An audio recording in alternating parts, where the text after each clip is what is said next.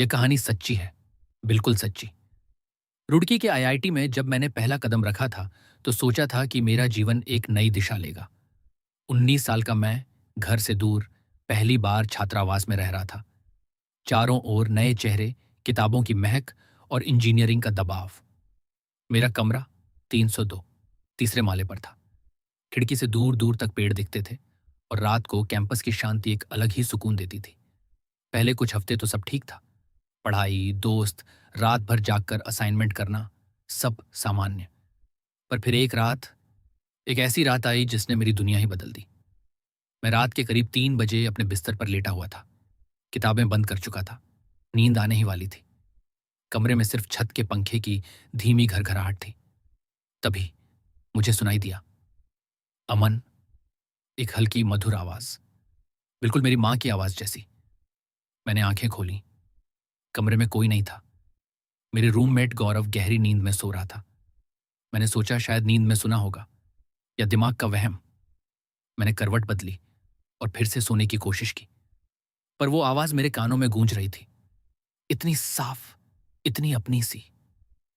अगले दिन सुबह मैंने इस बारे में किसी से बात नहीं की। मुझे लगा शायद ये घर की याद या नए माहौल का तनाव है। पर वो रात तो बस शुरुआत थी, एक अंतहीन डर की।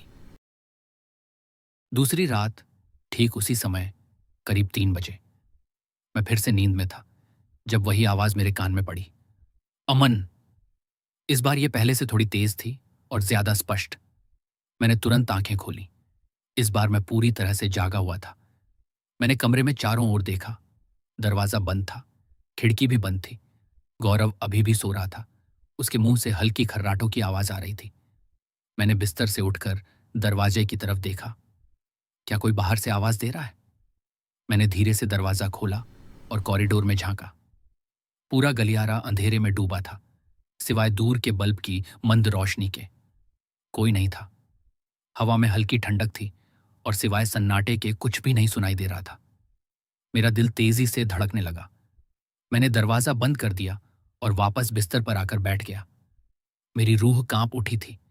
यह वहम नहीं था, यह कोई शरारत भी नहीं थी, क्योंकि कोई भी मेरा नाम इतने अपनेपन से मां की आवाज में नहीं पुकार सकता था। मैं रात भर उस आवाज के बारे में सोचता रहा। क्या यह मेरा अवचेतन मन था जो मुझे भ्रमित कर रहा था, या कोई और अदृश्य शक्ति थी? अगले कुछ दिन हर रात ठीक 3 बजे वो आवाज आती, अमन, अमन बेटा, तू ठीक है ना?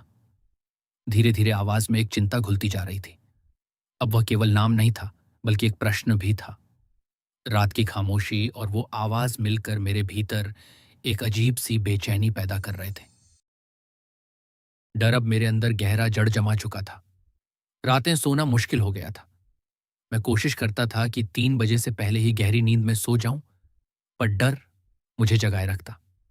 मेरी आंखों के नीचे काले घेरे पड़ गए थे और पढ़ाई में भी मन नहीं लग रहा था। एक दिन क्लास से वापस आते हुए मैंने गौरव से पूछा, यार, तुझे कभी रात में कुछ अजीब आवाजें सुनाई दी हैं क्या? गौरव ने मुझे अजीब नजरों से देखा। उसने कहा, हाँ यार, पिछले कुछ दिनों से मुझे भी एक आवाज आती है।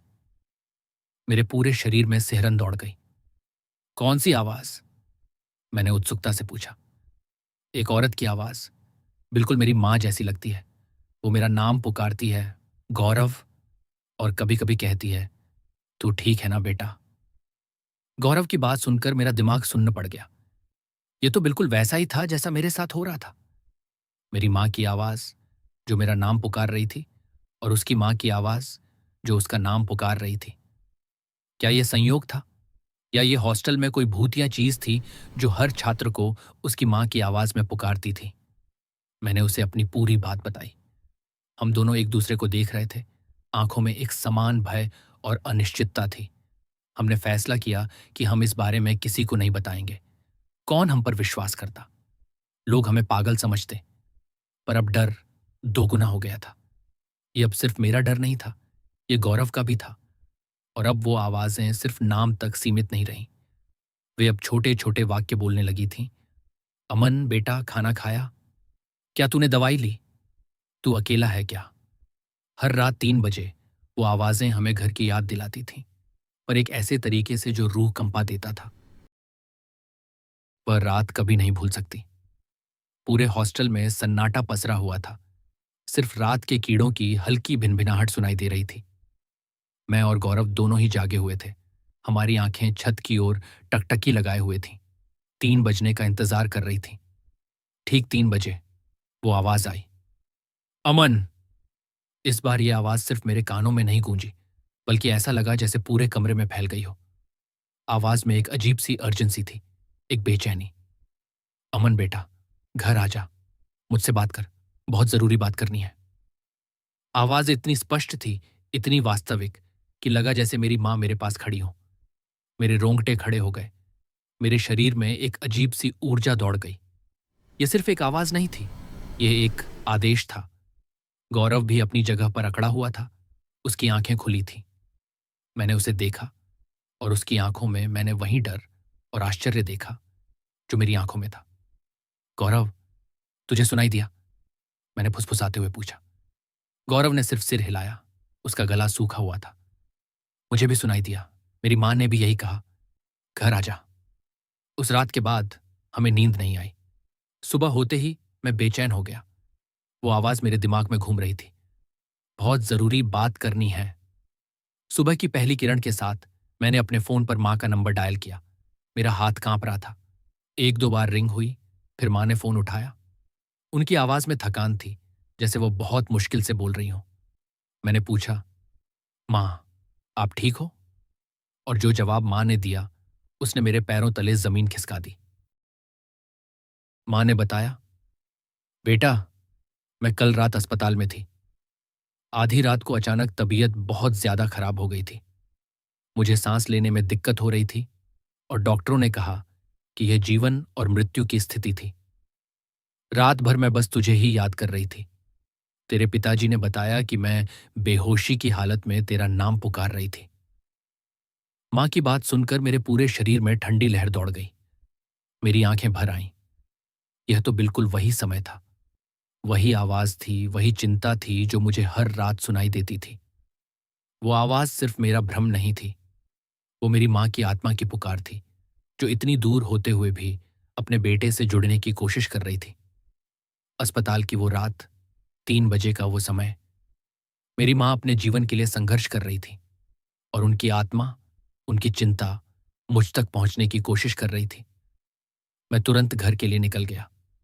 जब मैं मां से मिला तो मैंने उन्हें सारी बात बताई। मां की आंखों में भी आंसू आ गए। उन्होंने मुझे गले लगा लिया और कहा कि मां का दिल हमेशा अपने बच्चे को महसूस कर लेता है, चाहे वो कितनी भी दूर क्यों ना हो। आज भी जब रात 3 बजते हैं तो मेरे कान खड़े हो जाते हैं।